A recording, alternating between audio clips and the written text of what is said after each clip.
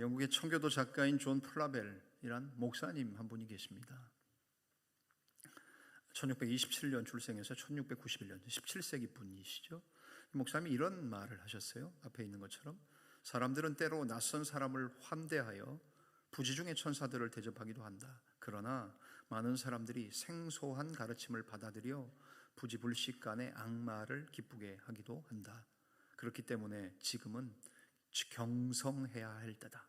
지금은 정신 차려야 할 때다. 번역을 하기에 따라 다르겠습니다만 지금은 정신 차려야 될 때다라고 말했다는 거지요. 참 곱씹어 보면 의미 있는 말이죠. 낯선 사람을 갑자기 그냥 우연찮게 만난 분을 부지중의 천사들을 대접한 사람 누굽니까? 아브라함. 그래서 복을 받았잖아요. 여러분, 갑작스러운 손님들 잘 대접하면요, 하나님이 그런 아브라함에게 복 주신 것처럼 복을 주시고 복 받을 수 있어요. 그런데 많은 사람들이 어떻다고요? 생소한 가르침을 받아들여 부지불식간의 악마를 기쁘게 합니다. 이건 뭡니까? 이단들, 성경 해석이 탁월해. 우리 교회 목사님한테는 못 듣는 이야기야. 그런 분들 어디 꼭 여기서 못 듣는 이야기는 다른 데서 들으려고 하는 분들 보면 이단으로 가는 분들이 많아요. 그런 사람들에게 하는 말 뭡니까? 그렇기 때문에 지금은 경성해야 할 때다. 정신 차려야 될 때라는 말씀입니다. 참 공감이 되는 이야기인 것 같습니다. 정말로 우리 시대가 정신 차리지 않으면 정말 누가 보면 코베가는 속담처럼 그런 시대라고 해도 틀린 말이 아닐 것 같습니다. 그런데 오늘 이 이야기를 하나님의 말씀으로 베드로후서를 기록하고 있는 사도 베드로는 이런 이야기를 하기에 참 적합한 사람이었다라고 생각합니다. 어떤 사람이었습니까? 그는 근신하는 삶, 즉 정신 차리는 삶의 중요성을 그 누구보다도 잘 철저히 깨달았던 사람이라는 겁니다. 왜냐하면 여러분 베드로의 한번 일생을 좀 한번 생각해 보시겠습니까? 그는 자신에게 닥친 위험, 예수님을 부인할 거라고 예수님이 경고하셨잖아요. 그 위험에 대해서 그럴 리 없습니다. 그렇게 스스로를 과신하는 삶을 살기도 했고요. 그래서 주님께서 하신 경고도 좀 가볍게 생각하는 성향을 보이기도 했습니다. 그리고 기다려야 될 때 성급히 달려들었지요. 칼로 말고의 귀를 내리치고 예수님이 잡히시던 밤에, 그럴 때 보면 정말로 그 기다려야 될 때를 기다리지 못하고 성급히 달려들었던 걸 생각해 보면 그는 정신 차리고 깨어 경성하는 일에 있어서 좀 실패했다고 봅니다. 그리고 겟세마네 동산에서 깨어 기도했어야 될 때 그는 다른 제자들과 함께 옆에 돌 던질 만큼 가서 잠을 찾고 쿨쿨 잤던 사람이기도 합니다. 또 조용히 듣고 있어야 될 때 말을 했습니다. 주님, 저 사람은 어떻게 됩니까? 주님, 저 사람은 어떻게 됩니까? 라고 막 물었던 그런 일들을 보면 참 베드로는 좀 조심하고 이런 것과는 거리가 멀고 오히려 그는 좀 경성했어야 되고 근신했어야 되고 정신 차렸어야 됐던 사람이라는 겁니다. 그러니까 그가 수많은 실패를 많이 했다고 생각됩니다. 그랬기 때문에 용기는 있었으나 조심성 없는 그리스도인이었어요. 그러다 보니 그의 인생의 후반부에 와서 베드로가 오늘 흩어져 있는 소아시아에 흩어져서 복음 때문에 예수 믿는 것 때문에 핍박당하는 사람들, 흩어져 있던 자들에게 오늘 이 얘기를 하면서 충분한 할 말이 있는 사람이었다는 거지요. 정신 차리고 생각할 것들이 많습니다. 그 얘기를 하기에 참으로 적합했던 베드로가 오늘 우리에게 주시는 하나님의 말씀이라는 거지요. 세 가지로 우리가 우리 시대를 살면서 정신 차리고 생각해야 될 것을 베드로가 AD 1세기에 있었던 베드로가 정신 차리고 생각할 것을 누누이 얘기했던 것을 오늘 우리에게도 한번 적용해 보려고 합니다. 첫 번째, 그러야 될 내용은 뭡니까? 인간은 죽지만 하나님의 말씀은 살아있다는 사실을 우리가 정신 차리고 생각하셔야 된다는 겁니다. 제목 두 줄 나왔죠? 같이 한번 읽겠습니다. 시작. 인간은 죽지만 말씀은 살아있다. 인간은 죽지만 하나님의 말씀은 살아있다로 다시 한번 읽겠습니다. 시작. 인간은 죽지만 하나님의 말씀은 살아있다. 아멘이십니까? 네, 아멘입니다. 우리 죽습니다. 100세를 살고 120세를 살고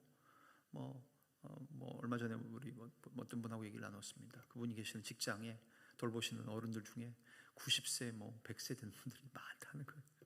여러분, 우리 주변에 이제 90세 되시고 100세 된 분들 찾기 어렵지 않습니다. 너무 이제 오래 사시는 분들, 옛날엔 진짜 텔레비전에 나올 만한 분들 아니셨습니까? 근데 이제는 우리 곁에 많아질 겁니다. 더 많아질 겁니다. 그러나 우리가 착각하지 말아야 될 사실은 뭡니까?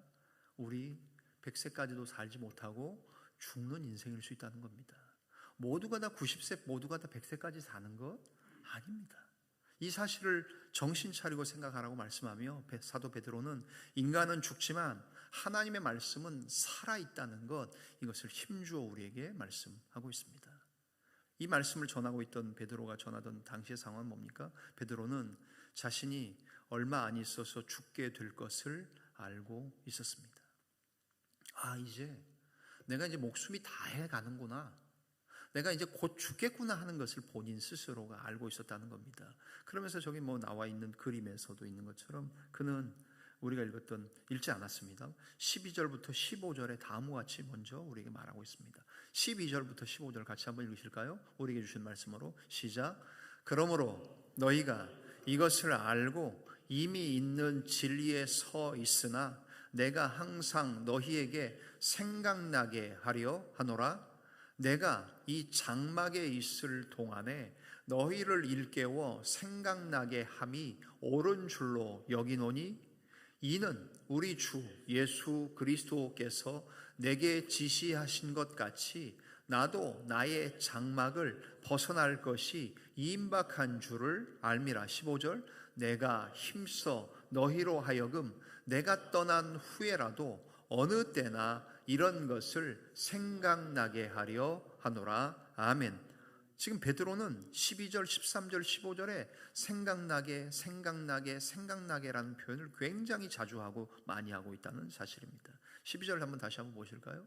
자, 베드로가 하는 이야기 들어보시죠. 그러므로 너희가 이것을 알고 복음과 진리에 대한 것, 이미 있는 진리에 서 있으나 내가 항상 너희에게 뭐 하란다고요? 생각나게 하려고 한다. 정신 차리고 생각나게 지금 하기 위해서 내가 이 편지 쓰는 거다. 13절.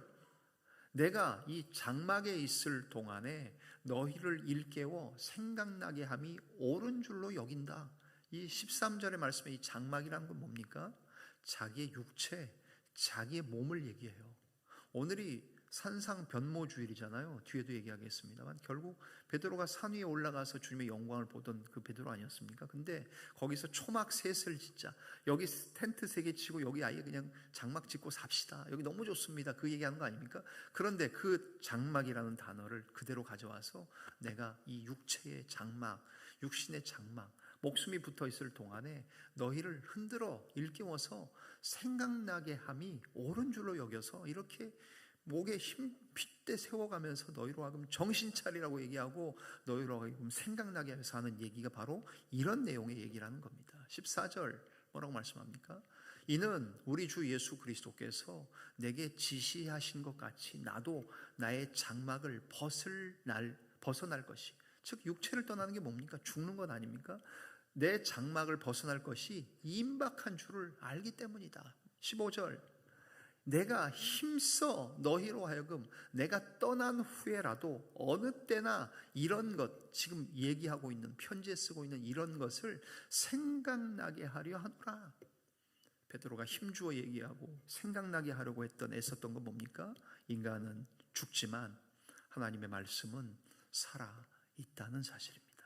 여러분, 그렇습니다. 아무리 의술이 좋아지고 과학이 발달하고 살기가 좋아져도 여러분 잊지 마십시오.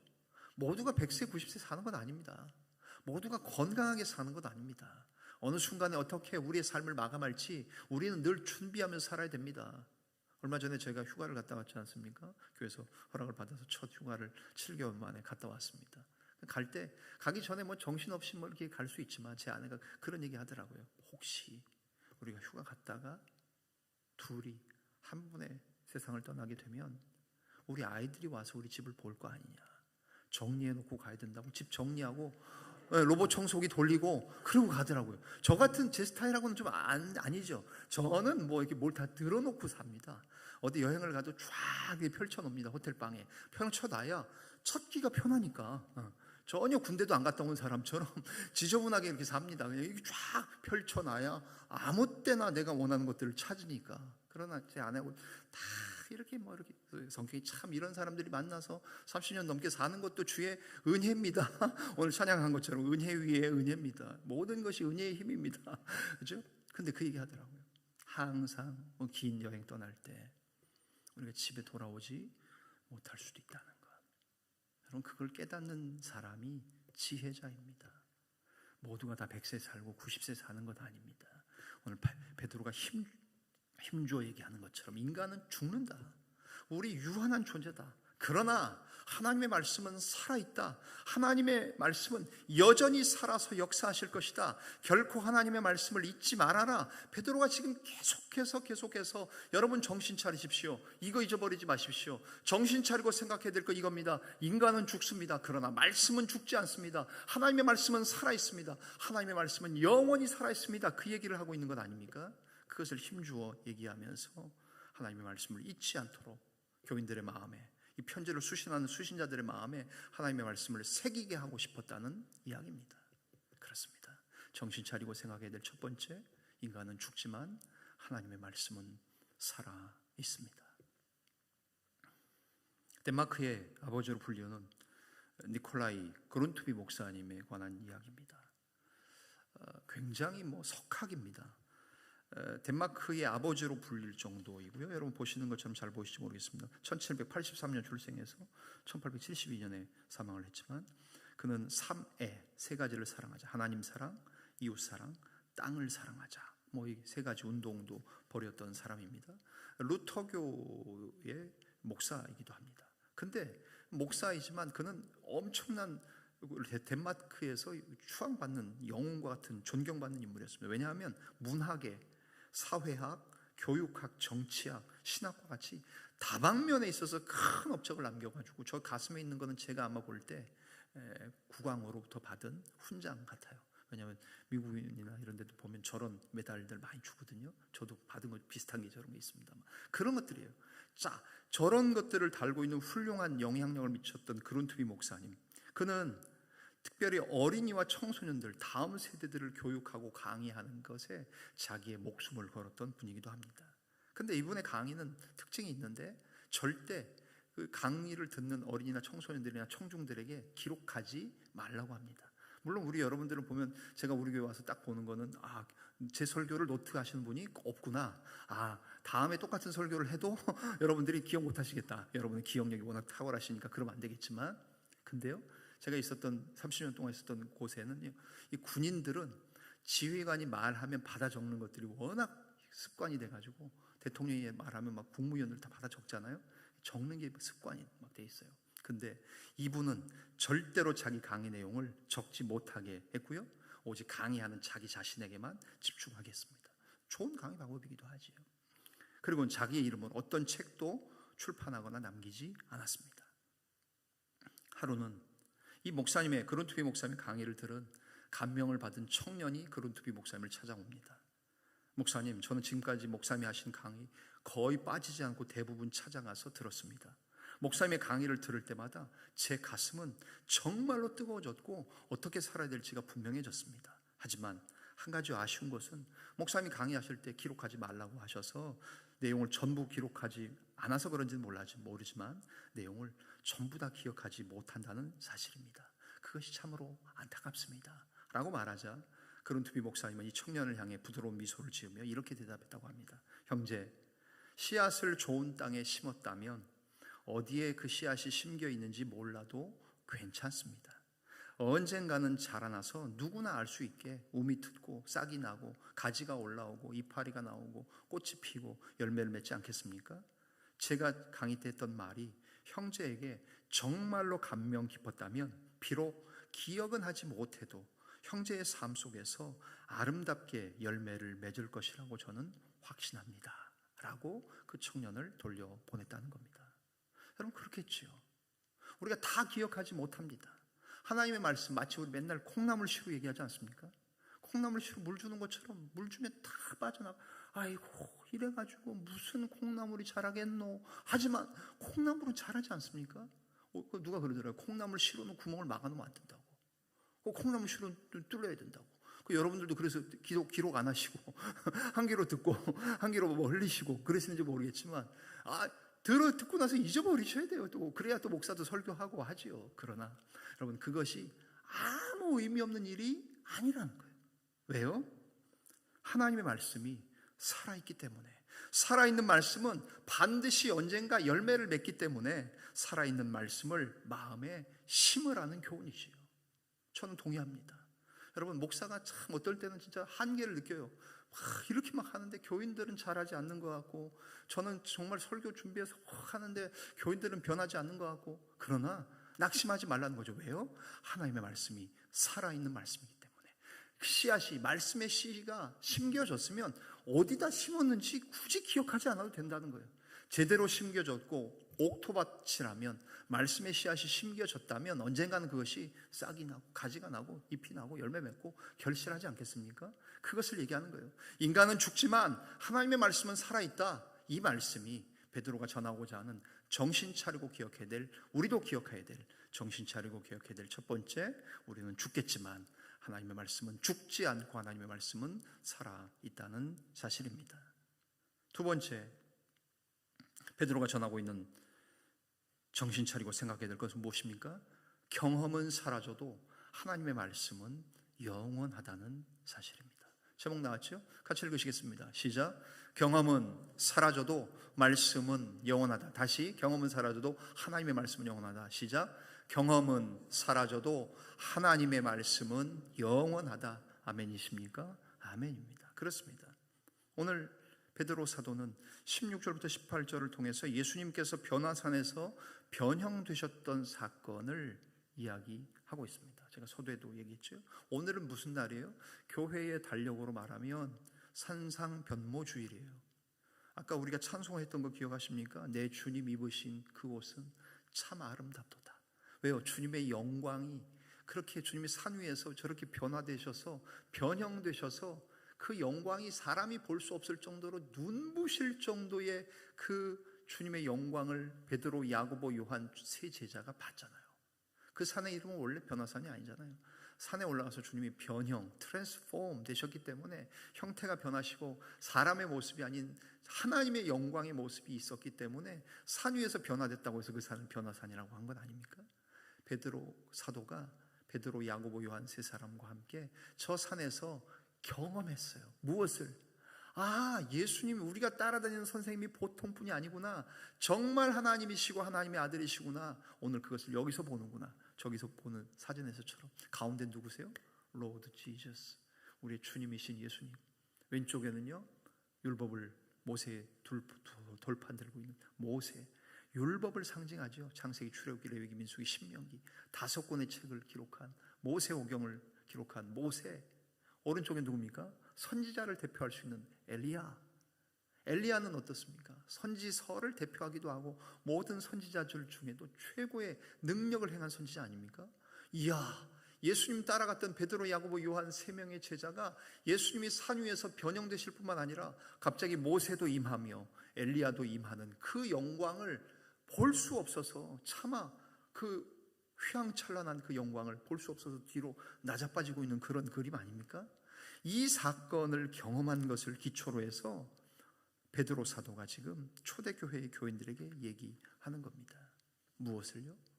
자기가 얘기하고자 하고 싶은 내용이 바로 16절부터 19절의 말씀입니다. 16절부터 19절 다시 한번 보실까요? 같이 천천히 읽겠습니다. 시작. 우리 주 예수 그리스도의 능력과 강림하심을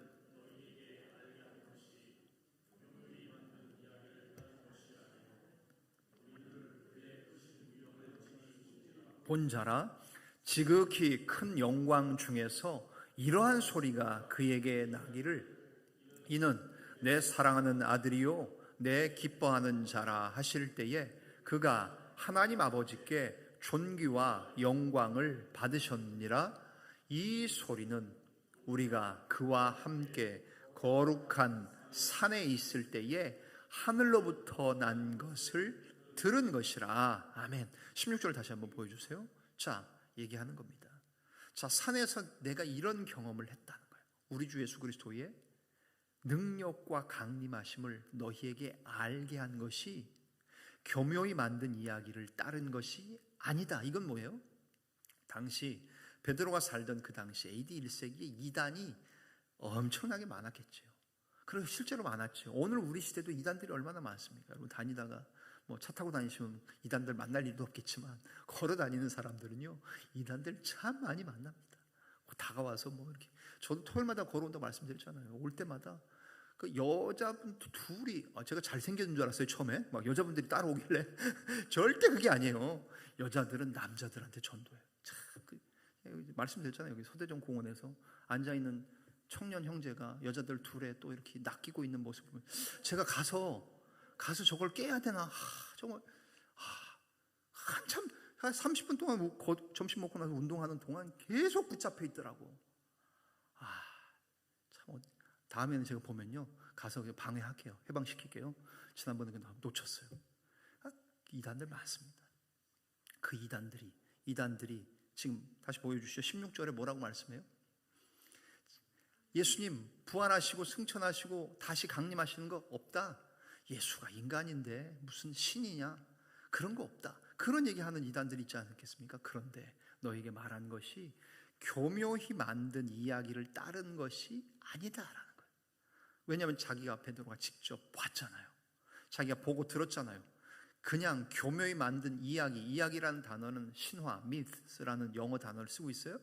그냥 일부러 꾸며낸 그리스 신화, 로마 신화 같은 신화를 따라서 내가 그런 얘기하는 게 아니다. 우리는 그의 크신 위엄을 친히 직접 눈으로 본 자인 우리라는 베드로, 야고보, 요한 세 명이 직접 봤잖아요. 그죠? 그러면서 17절 이 얘기하는 겁니다.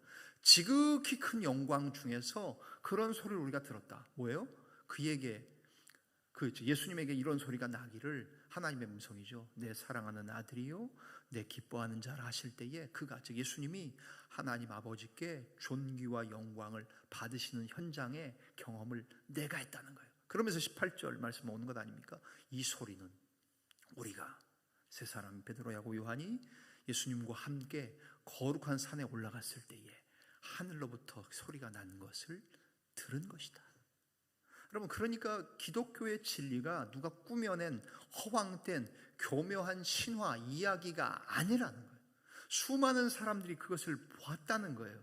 베드로, 야고보, 요한 세 명이 산에 올라가서 예수님이 변형되시는 것, 모세와 엘리야가 함께 했던 것, 그것을 직접 보았다는 거예요. 하나님의 나라, 하나님의 왕국, 하나님이 임하시고 통치하실 그거 거짓된 이야기가 아니라는 거예요. 예수님의 영광을 보았고 하나님의 음성, 예수님이 진실로 하나님의 아들이라는 것을 인정하시는 하나님의 음성 들었다는 거예요. 그것을 직접 보고 들었지만 그러나 경험보다 더 중요한 것은 하나님의 말씀이라는 거예요. 왜 그렇습니까? 경험은 주관적일 수 있습니다. 하나의 사건을, 교통사고를 목격한 증인들을 불러도 세 사람의 얘기가 다 다를 수 있어요. 무슨 사건을 경험한 사람 몇 명을 불러도 이야기가 다 다를 수 있어요. 왜요? 경험은 주관적이기 때문에 그렇습니다. 그러나 하나님의 말씀은 주관적이지 않고 철저히 객관적이고 사실이라는 이야기지요. 경험은 각기 다른 사람들에 의해 각기 다른 식으로 해석될 수 있습니다만 하나님의 말씀은 유일하고도 명확한 메시지, 분명한 메시지를 전해주기 때문입니다. 경험은 무의식 중에 우리가 왜곡할 가능성이 있습니다. 내가 본 것, 내가 경험한 것, MSG 많이 쳐가지고 좀 과장되게 얘기하는 경향 여러분에게는 없으십니까? 저한테는 그런 경향 있습니다.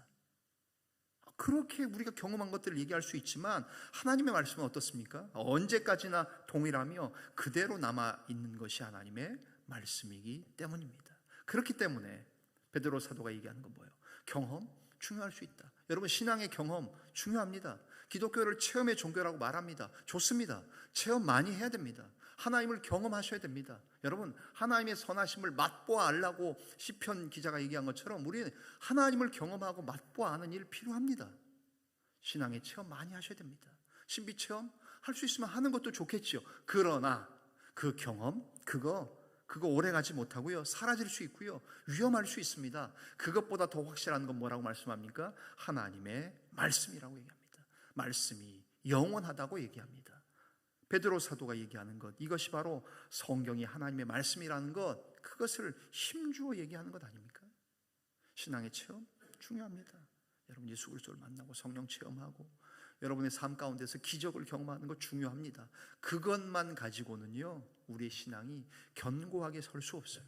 그렇기 때문에 하나님의 말씀, 살아있는 말씀, 그 살아있는 말씀, 영원한 말씀, 그 말씀의 기초 위에 서야 한다는 이야기입니다. 2016년 2월 미국 테네시주 멤피스시에 고속도로를 달리던 승용차 한 대가 있었는데요, 어떤 결함이 있었는지 갑자기 차체에서 불이 나기 시작했습니다. 미 NBC라는 거대 방송사에 잡힌 영상입니다. 갑자기 차체에서 불이 나기 시작해서 당황한 운전자는 실수로 핸들을 꺾어서 차는 저기 보시는 오른쪽인지 왼쪽인지 고속도로에서 벗어나서 옆에 갓길로 쳐박으면서 차가 계속해서 불에 전소되기 전까지 갔습니다. 다행히 근처에 있던 지역 방송국이 재빨리 경찰과 소방에 신고를 해서 운전자는 무사히 구조됐다고 합니다.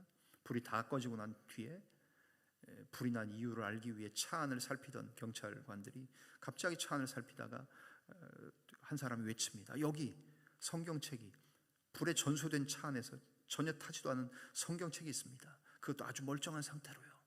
차량에 불이 난 것은 분명한 사실이었고요, 방송국에서는 차가 다 불에 탈 때까지 계속 현장 카메라로 촬영을 하고 있었기 때문에 누가 멀쩡한 성경책을 그 차에다가, 다 탄 차에다가 갖다 넣을 리는 만무했습니다. 그런데 결국 이 사실이 뉴스에 전파를 타고 송출됐습니다. 많은 사람들이 성경이 멀쩡히 차 안에서 발견된 것을 보고 이게 우연일 수도 있겠지만, 그러나 하나님의 말씀이 가진 놀라움에 대해서 사람들이, 기독교 국가이고 기독교 문화는 남아있지만 예수 안 믿고 교회 안 나가는 사람들이 여전히 많은 미국 아니겠습니까? 그런 상황에서 사람들에게 어느 정도 정신 차리게 하는 사건이 됐다는 거예요. 그래서 비록 성경이 불에 타지 않을 어떤 이유가 있다고 해도 이것은 분명한 기적이라고 사람들이 믿었고요, 또한 하나님의 말씀은 불에 타지 않는 영원한 말씀이라는 사실들을 사람들이 뉴스를 통해 접하게 되었다는 이야기입니다. 실제로 그걸 검색을 해보니까 22년 7월 버지니아, 20년 3월에 텍사스, 19년 7월 플로리다 등등 곳곳에서 미국에서 교통사고가 났음에도 불구하고 차 안에 성경책이 전소됐음에도 불구하고 성경책은 타지 않는 일들을 통해서 많은 사람들이 뉴스를 접하게 됐다는 이야기입니다. 차에 성경책 많이 갖고 다니시죠? 저희도 도어 포켓에 갖고 다닙니다. 언제든지 볼 수 있어서 혹시나 그걸 부적이라고 생각하시면 갖고 다니시는 분 없습니까? 읽지는 않고 성경책이 그냥 차에 있으면 늘 안전할까? 갖고 다녀도 자동차는 저렇게 탑니다. 그런데 하나님의 말씀인 성경이 타지 않은 실제 일들이 수도 없이 일어나면서 그렇구나, 우리의 경험보다 더 중요한 것은 무엇입니까? 말씀이 영원하다는 것, 하나님의 말씀이 영원하다는 것. 그래서 그 영원한 말씀, 하나님의 말씀인 영원한 말씀을 믿고 붙드는 사람은 영원한 생명을 얻는다는 것, 그것을 베드로 사도는 오늘 우리에게 정신 차리고 생각할 것 중에 하나가 바로 경험은 사라져도 말씀은 영원하다는 것, 영원한 말씀을 믿고 붙들라고 이야기하고 있습니다. 저 사진이 경찰관이 자동차, 자기네 경찰차 위에다가, 보넷 위에다가 거기서 발견한 성경책 올려놓는 뉴스에서 나온 NBC 뉴스 사진을 캡처한 사진입니다. 그렇습니다. 여러분, 우리 경험 그거 쉬 사라집니다. 그러나 하나님의 말씀 영원하다는 것을 기억하십시오. 마지막 세 번째는 무엇입니까? 세상은 어둠에 있지만 그러나 하나님의 말씀은 빛나며 빛을 비춘다는 사실입니다. 제목 나왔습니다. 같이 한번 읽겠습니다. 시작. 세상은 어두워도 말씀은 빛을 비춘다. 하나님의 말씀은, 다시 시작. 세상은 어두워도 하나님의 말씀은 빛을 비춥니다. 그렇습니다. 마지막 19절부터 21절을 통해 우리에게 주시는 교훈이죠. 같이 읽고 갈무리하겠습니다. 같이 읽겠습니다. 19절부터 21절입니다. 시작. 또 우리에게는 더 확실한 예언이 있어 어두운 데를 비추는 등불과 같으니 날이 새어 샛별이 너희 마음에 떠오르기까지 너희가 이것을 주의하는 것이 옳으니라. 먼저 알 것은 성경의 모든 예언은 사사로이 풀 것이 아니니 예언은 언제든지 사람의 뜻으로 낸 것이 아니요 오직 성령의 감동하심을 받은 사람들이 하나님께 받아 말한 것임이라. 아멘. 다시 한번 보여주실까요? 19절부터. 자, 또 우리에게는 어때요? 확실한 예언이 있어요. 하나님의 말씀은 어떻다고요? 확실한 말씀입니다. 저나 우리나 우리의 대화나 어떤 사실들 분명하지 못하고 흐릿한 것들 많지만 확실한 하나님의 말씀이라고 말하고요. 하나님의 말씀은 어두운 데를 비추는 등불과 같은 말씀이라고 말해요. 그래서 날이 새어 샛별이 너희 마음에 떠오르기까지 너희가 이것을 주의하는 것이 마땅하다. 하나님의 말씀이 빛이 되고 빛을 비추는 것임을 우리가 알면 마땅히 정신 차리고 주의하는 것이 마땅하다고 얘기해요. 다음의 내용이 뭡니까? 20절. 먼저 알 것은 성경의 모든 예언은 사사로이 풀 것이 아니다.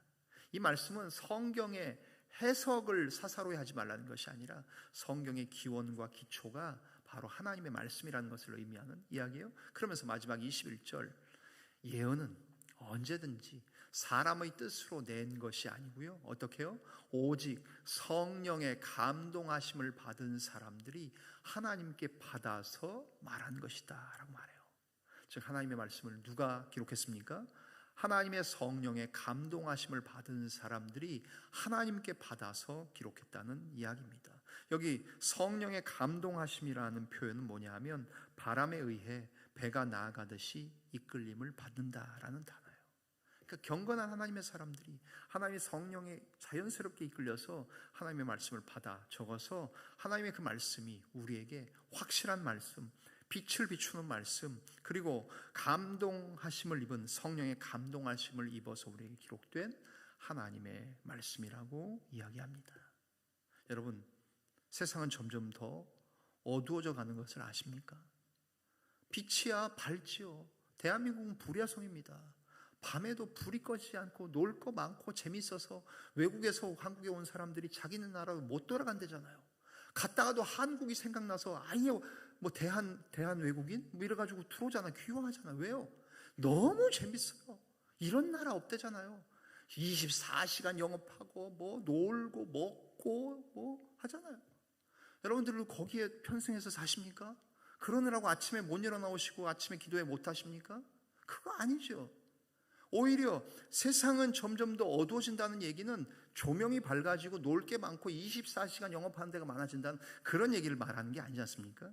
점점 더 세상은 어두워지고 특별히 영적으로는 흑암 속으로 더 들어갑니다. 여기 어둡다는 말, 음침하다라는 단어가 원래의 동사예요.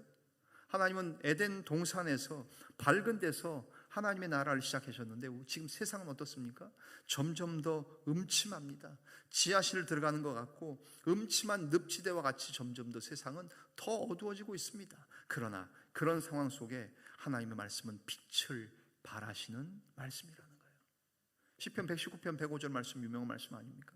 주의 말씀은 내 발의 등이요 내 길의 빛입니다. 하나님의 말씀은 내 발의 등과 같고 내 길을 비추는 빛과 같습니다. 왼쪽 오른쪽 그림 제가 이미지를 한번 합쳐봤습니다. 왼쪽 그림은 뭡니까? 여러분의 아들들, 손자들, 남자아이가 가로등, 말씀의 가로등 빛에 거닐고 있습니다.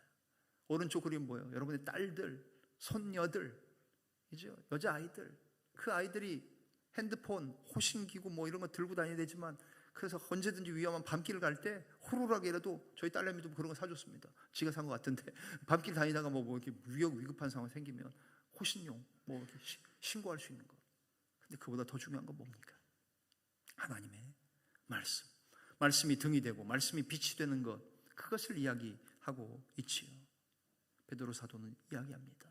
세상은 점점 더 어두워져 갈 거라고 얘기합니다. 아니 우리 시대는 점점 더 영적으로 타락하고 어두워져 갑니다. 그러나 하나님의 말씀은 빛이시며 빛을 비추는 말씀이라는 거, 이거 정신 차리고 생각하고 기억해라. 하나님의 말씀을 전하고 있는 베드로의 말씀, 하나님의 말씀을 전하고 있는 베드로 사도의 이야기를 우리는 들어야 한다는 이야기입니다. 정리합니다. 그렇습니다. 하나님의 말씀은, 인간은 죽지만 하나님의 말씀은 살아 있습니다. 인간의 경험 유한하고 기억 안 나고 변질될 수 있습니다만 하나님의 말씀은 영원합니다. 세상은 점점 더 어두워지고 더 타락하고 악하고 음란하게 되어져 갈 겁니다. 지금보다 훨씬 더 그렇게 될 겁니다. 그러나 하나님의 말씀은 빛나며 하나님의 말씀은 빛을 비추는 말씀임을 기억하셔서 오늘 베드로 사도가 우리에게 전한 하나님의 말씀을 기억하시되 깨어 있으십시오. 정신 차리십시오. 그리고 정신 차리고 말씀을 생각하십시오라고 전하는 하나님의 말씀을 기억하시는 저와 여러분들, 여러분만 정신 차릴 뿐만 아니라 옆에 있는 사람들에게 정신 차려 이 친구야 하고 흔들어 깨우고, 손가락 이거 뭐 딱딱 소리 내면서 야 졸지 말고 정신 차려, 왜 예배당 와서 맨날 조냐, 왜 자냐, 그래서 정신 차리라고 깨우고, 그리고 정신 차리고 생각하라고 말할 때 무엇을 생각합니까? 오늘 뭘 먹을지, 어디 놀러 갈지, 교통이 차가 막힐지 이런 거 생각하는 게 아니라 뭘 생각합니까? 하나님의 말씀을 생각하는 사랑하는 우리 두드림의 모든 자매와 형제들 다 되어지시기를 주님의 이름으로 간절히 축원합니다. 기도하시겠습니다.